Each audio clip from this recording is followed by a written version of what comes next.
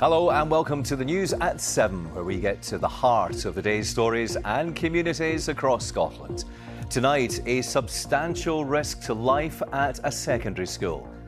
A report seen by BBC Scotland News reveals a catalogue of issues with fire doors at Lenzie Academy in East Dunbartonshire, attended by more than 1,300 students. It's not safe for the kids. I don't find it very surprising. You know, there was a lot of fire hazards when I was there. We'll hear from a teaching union boss who says he's been raising concerns with the council for years. Also tonight, celebrating a South African icon who made his mark in Scotland. We'll see the shortlisted designs for a Nelson Mandela statue in Glasgow city centre and meet the man who brought the late president to Scotland after his release from prison. And we'll also have all the weekend sport with Lewis. What do you have for us tonight? Well, Graham, it is all about New Zealand this weekend, really, as the All Blacks face Scotland at Murrayfield in the rugby, and in netball, the Silver Ferns are here to take on the Scottish Thistles. And did you stay faithful to the Traitors till last night's finale? Well, we will be joined by a former contestant who gives us his take on the climax at the castle. I'm Graham Stewart. Welcome to the news at 7.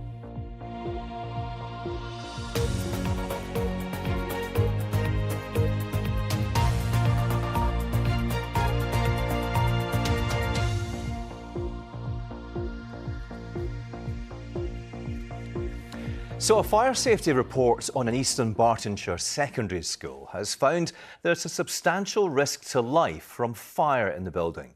The internal document seen by BBC Scotland News found fire exits at Lenzie Academy near Glasgow weren't easy to open and fire doors weren't always closed or in good condition.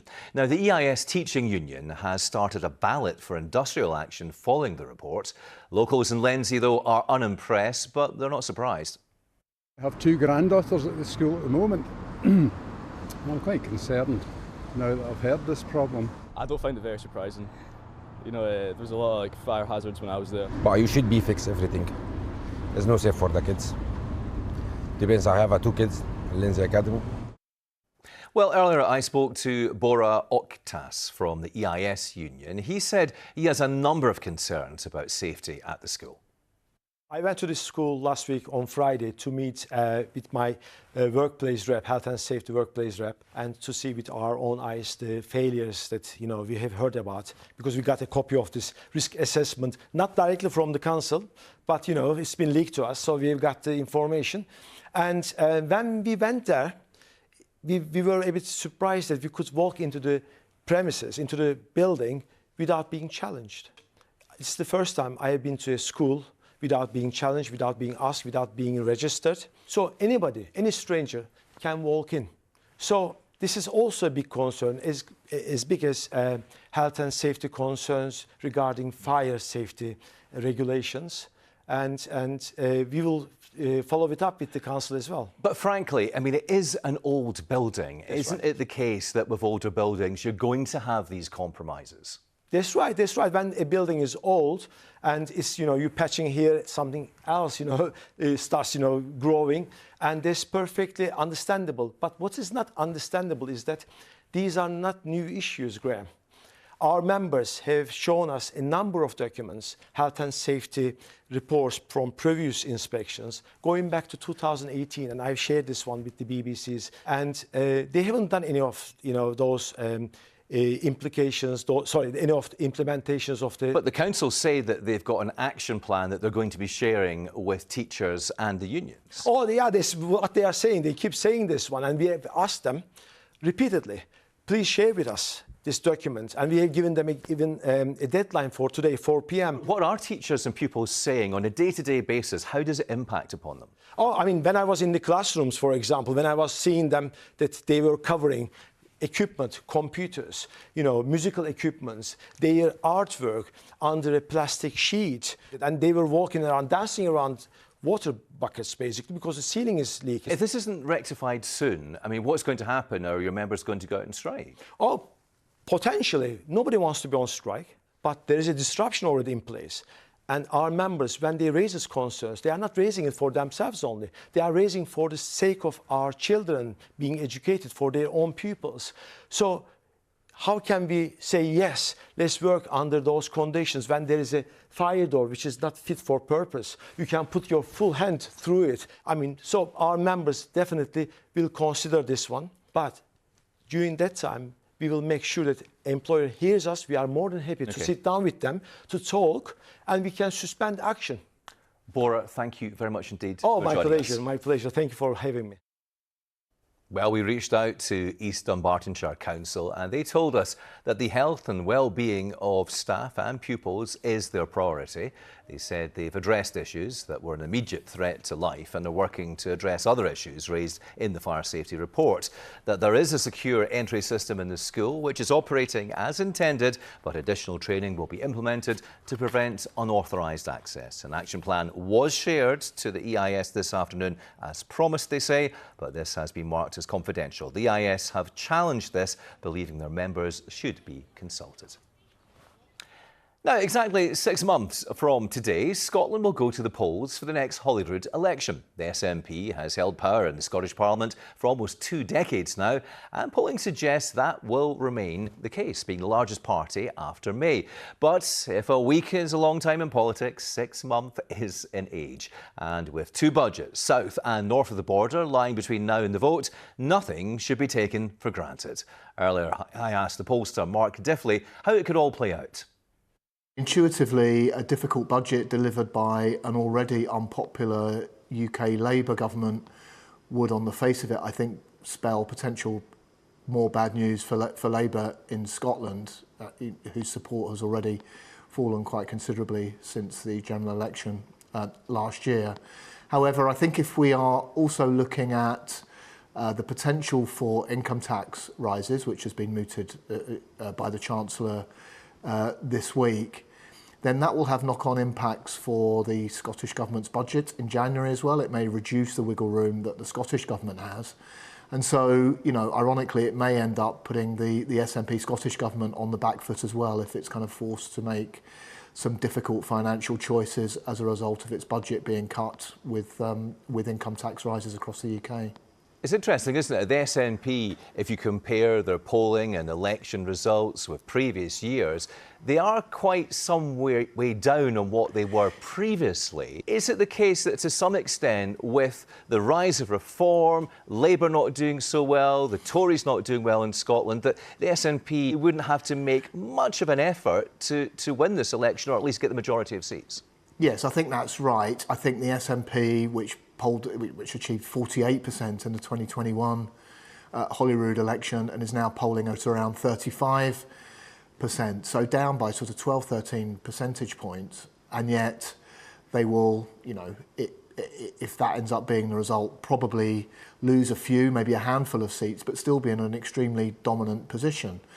And of course, yeah, there are a number of factors going on. The fall of the Conservative Party, which has been happening in Scotland and across the UK. The more recent but equally significant unpopularity of the UK Labour government. And of course, the rise of Reform UK, which is now polling at around 20%. Obviously, Reform aren't as big in Scotland as they are perhaps in the rest of the UK, but do you think that they will have an impact, a big impact on the Scottish election in some way or another? Oh, they absolutely will have a big impact. They are likely to have a group of MSPs at somewhere between 15 and 20 as a result of that. On a very good day, they might even beat Labour into second place on current polling. And they are helping the SNP, you know, or at least making the SNP's life easier in being re-elected. Next year. Well, Mark, it sounds like it's going to be a fascinating election. Thank you very much indeed for joining us. Thanks, Graham. Let's get a roundup of the stories making the BBC News app in Scotland. And thousands of North Sea oil workers are being told they must lose weight if they are to keep flying offshore or face losing their jobs. New limits will come into force from November next year. A boy was rushed to hospital after being stabbed on bonfire night in Paisley. The 13-year-old was seriously assaulted in the town's Gauze Street just before 9 o'clock on Wednesday. And a woman who matched on Tinder with the predator Christopher Harkins says she was subjected to death threats and abuse for years after spending just 20 minutes in his company. For more information on all these stories, you can scan the QR code on your screen right now, and that will take you to the BBC Scotland News app, where there's much more for you, including the latest selection of your pictures from around Scotland. Now, a sculpture of Nelson Mandela will be unveiled in Glasgow next year. It's intended to celebrate his life and his relationship with Scotland and the anti-apartheid movement, which challenged the system of racial segregation in South Africa. Mandela, who went on to become the country's first black president, spent 3 decades in prison. While he was incarcerated, Glasgow was the first of many UK urban centres to offer him freedom of the city, as Hazel Martin reports. On the 9th of October 1993, Nelson Mandela came to Glasgow to thank the citizens who campaigned for his freedom. His visit came not long after his release from prison. I will always look back to this occasion with fond memory. It's an event more than 30 years later those who were there don't want the city to forget. There was, well, as I say, 15,000 people came to George Square, and it was torrential rain, but they didn't put up any umbrellas because that would block the view. So they were soaked, and they stayed to listen. It's been in the pipeline for a long time, but now the charity set up to create a statue of Mandela has raised around £180,000 to do so. But first, a panel needs to whittle down the finalists from 5 designs to the chosen one, and the public is being urged to help. I'm hoping that there will be a buzz when we have the statue. I'm really hoping that lots of people in Glasgow come into the City Chambers next week and come in and get their voices heard, choose one of the maquettes, what they think might be one of their favourite ones or what they think should be there. We, as a city, recognise the great man for what he is, and we decided to give him freedom of the city. It's just such a perfect example of humanity. The statue will stand here in Nelson Mandela Place, carved out of bronze and South African granite. It will act as a memorial not only to him and his legacy, but to educate others about the enduring link between Mandela and the city of Glasgow. Hazel Martin reporting there. Now, Brian Filling, who you saw in that report, is former chair of the Scottish Committee of the Anti-Apartheid Movement. He was instrumental in bringing Nelson Mandela to Glasgow back in 1993, and he's been sharing with me his memories of the man. I spent quite a lot of time with him, stayed in the same hotel, and was with him throughout. When we took him to the hotel, the guests, it was a busy Friday night, they all come out the bars and dining room, a lot of people, to welcome him. And this we didn't organise. I mean, they just heard that Nelson Mandela was arriving in Glasgow. So a spontaneous reaction. Spontaneous reaction. So there's a great feeling amongst the Glasgow people. Of course, it's a while ago, but there still is. And we hope that this public consultation we're doing over the statue will encourage people to come and have their say of which model of the statue they prefer. And we think it will become a people's statue, therefore, because of that long history of connection with Glasgow. And of course, the people of Glasgow turned out before he came. 1988, for example, while he was still in prison, we held a march from Kelvin Grove to Glasgow Green, and 30,000 people turned up.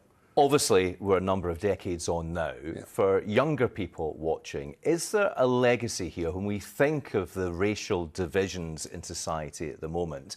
Does Nelson Mandela's legacy speak to where we are at now? Yes, I think it does. Mandela was a beacon against racism. I mean, younger people don't know, other than what they've read or seen, about what apartheid was like, in which the vast majority of the population were kept in poverty. If you opposed it, you were jailed. So Mandela represents, if you like, about reconciliation of the races, that is not to be used or shouldn't be used in the divisive way that it can be, and as we see today. So I think for the younger generation who will not have lived through apartheid, it's history, then it's an important history. It's memory against forgetting about what apartheid was like, the dangers of racism I think Mandela speaks of that and speaks for anti-racists still today. Well, it's a fascinating legacy. Brian, thank you very much indeed for joining us. Thank you. OK, still to come, we have the weather with Christopher, and we'll dissect that phenomenal Traitors finale with a Season 2 faithful. But first, it's the sport with Lewis. Thank you, Graham. Belief, that's what Captain Sione Tuipulotu says is needed across the entire squad if they're to do what no other Scotland rugby team has ever done before, beat the All Blacks. In 32 attempts over the last 120 years, the best thing they've ever managed against New Zealand is 2 draws. The match also marks Murrayfield's centenary, and Tuipulotu wants his team to harness the emotion of the occasion to deliver a famous win. The feeling that I feel in the change room is excitement to go out and play these guys where I understand what type of team they are and what they bring. We also understand, the type of team we are and what we've been building towards. 60,000 people are coming to the stadium to watch us tomorrow, and it'd be a damn shame if we don't believe. When we do run out of the tunnel, that I look around and I see 22 other guys that believe that we can win this fixture. It's also 100 years of Murrayfield. We're wearing this to commemorate all the people that have played before us in this jersey as well. So it's also bigger than the record against New Zealand. It's also the history of Murrayfield that we're thinking about as well. Earlier on, I spoke to former Scotland scrum half Rory Lawson, and I asked him how much he was looking forward to tomorrow's showdown. Oh, I can't wait. When the All Blacks are in town, we've heard the players talk about it in the week from camp. Any players who have faced the All Blacks know that whether they are ranked #1 in the world or not, that when they come to town, it is the big show. It is the measure that you want to be able to match yourself against. And I think this group coming to Murrayfield it's going to be an incredibly special occasion, and one whereby I think there is a little bit of hope in there, albeit with a huge amount of respect for the side who is visiting Murrayfield tomorrow. Duhan van der Merwe being dropped is the big one to talk about, isn't it? What was your reaction to that? He's the equal top try scorer in Scottish rugby history. So he is a man who knows his way to the try line. Kyle Steyn has come in for him. He is an exceptional winger. He is Glasgow Warriors captain. He has a heap of experience. He is arguably the more reliable player when it comes to his defensive abilities and when the ball is put in behind him. He's an all-round good player, rarely makes mistakes.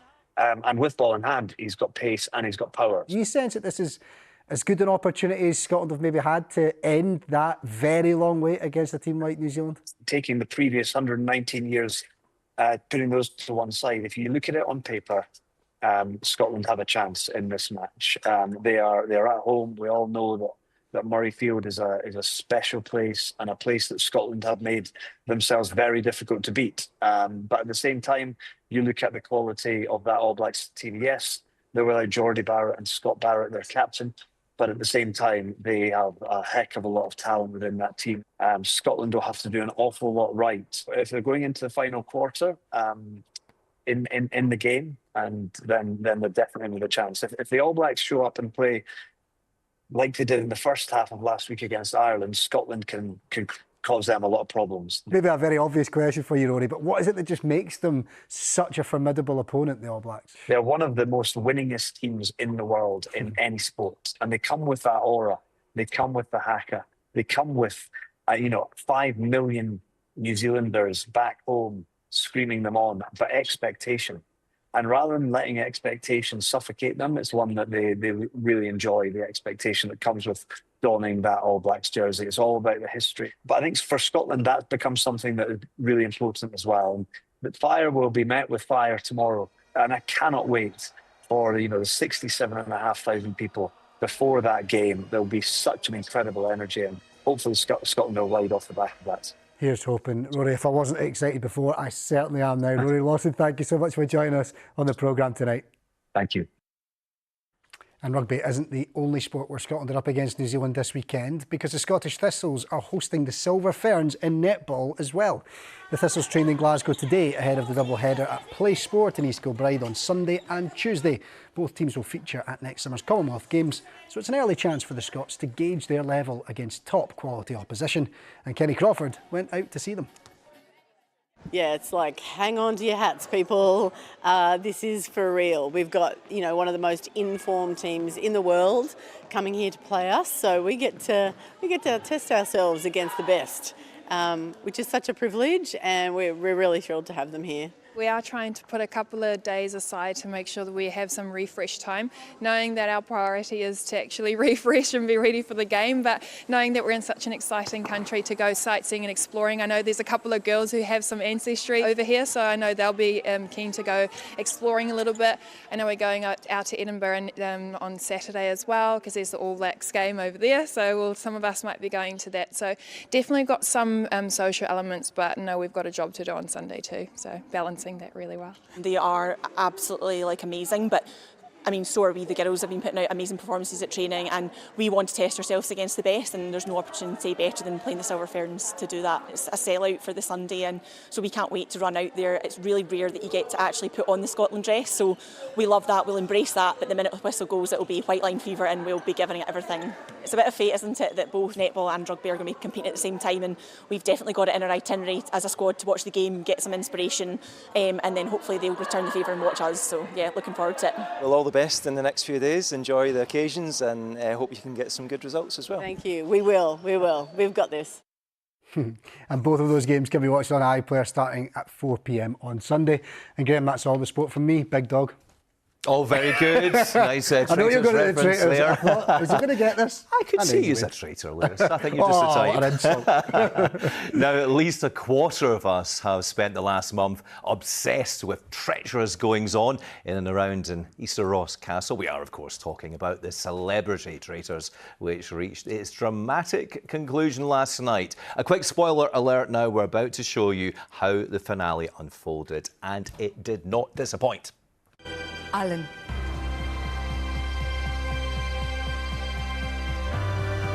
Now please reveal, are you a faithful or are you a traitor? I am and have always been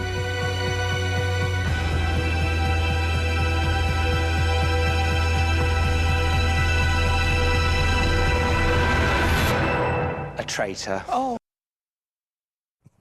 Right, let's speak now to Brian Davidson, who's a Series 2 faithful from the civilian version of the show. Thank you for coming in. That was some finale last night, wasn't it? Amazing, incredible. The whole series has been good, but what a cap off. That was brilliant. Are you surprised that people didn't suss Alan out? Because he made it so obvious. I do not know how he done that. I don't know how, but that's the heist of the century, bumbling through the series, getting to the end unscathed somehow, a bit like my life. And there's some pretty intelligent people in the Traitors, and you would have thought that they would have sussed it out, but it shows you it's not really about intelligence at all, is it? It's not. It's a bit of a game of luck. It is a social experiment, but sometimes, say for example, Joe Marler or even Alan Carr, what they'd done in that moment in that series and was fine and worked out for them. In another series, they were out.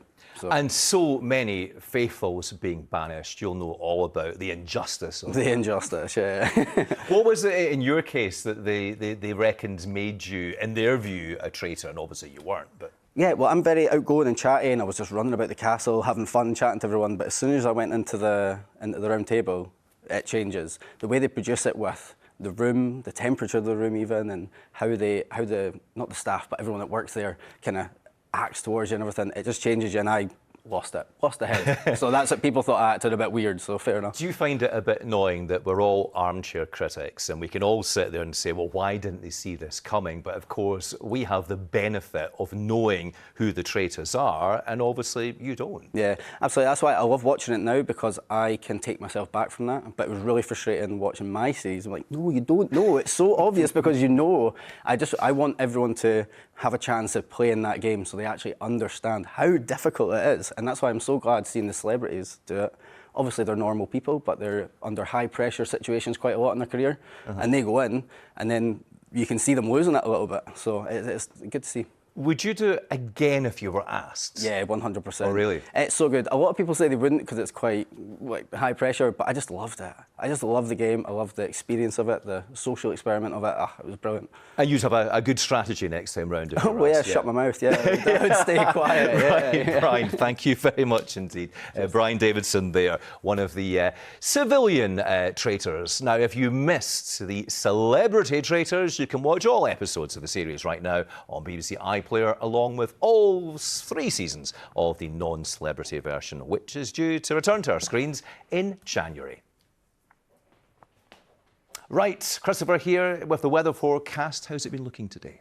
Very mild, and actually for some really quite sunny as well, Graham. Thanks very much indeed. Let me show you some of our Weather Watcher pictures that have been coming in today. A lovely autumnal scene there from Perthshire, from Pier. And look at that, off the coast of Fife, beautiful blue skies and flat, calm seas. And then some autumnal colour there in the Highlands as well. And there'll be a bit more sunshine around tomorrow as well. Let me show you what's happening over the next few days.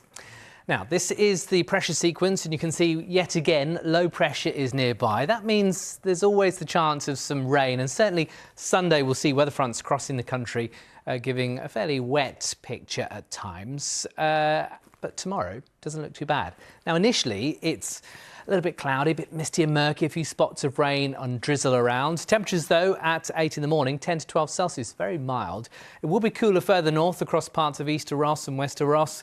And you can see that cloud and low cloud still with us across Orkney and Shetland. That'll stick with you through the course of the day tomorrow. Elsewhere, it's an improving picture because that cloud will tend to thin and break, and there'll be some sunshine developing for many parts of the country. Light winds and highs of 14. That takes us then to Sunday and the flip side of the weekend, because we've got weather fronts sweeping in off the Atlantic, and that means rain. So initially we've got some early brightness in the north and east, but the cloud soon arrives and then the rain peps up around the west coast, heavy at times. A few splashes further east as well, but generally the further east that you are, the drier it will be. Still mild, temperatures 11 to 13 Celsius as the afternoon high. Beyond the weekend into Monday, it remains unsettled with low pressure nearby, outbreaks of rain drifting northwards, probably driest and brightest across the Highlands. You can see this wet weather pushing in towards the central lowlands later in the day. And beyond that, you can see low pressure sticking with us, the jet stream in this undulating pattern dipping right down towards Iberia and sort of holding, cocooning that low pressure nearby. That means weather fronts never far away. That means rain. So this is the picture Tuesday. You can see weather fronts trying to bring some wet weather in from the south and west. Still mild though, temperatures 11 to 12 Celsius. And midweek on Wednesday, outbreaks of rain once again moving northwards all the time. For most of us, it's a southerly wind, which is generally pretty mild. So you can see it's an unsettled outlook, not raining every day, everywhere, but certainly rain at times. Still on the mild side, nothing colder probably until at least another week away. That's the forecast for now. I wondered what happened to the cold weather, but it is coming. It always does. It always does, absolutely. Christopher, thank you very much indeed. That is it for tonight. Plenty more news online. Ben Phillip is here tomorrow night with the 7 from all of us in the team. Enjoy your weekend. Bye-bye for now.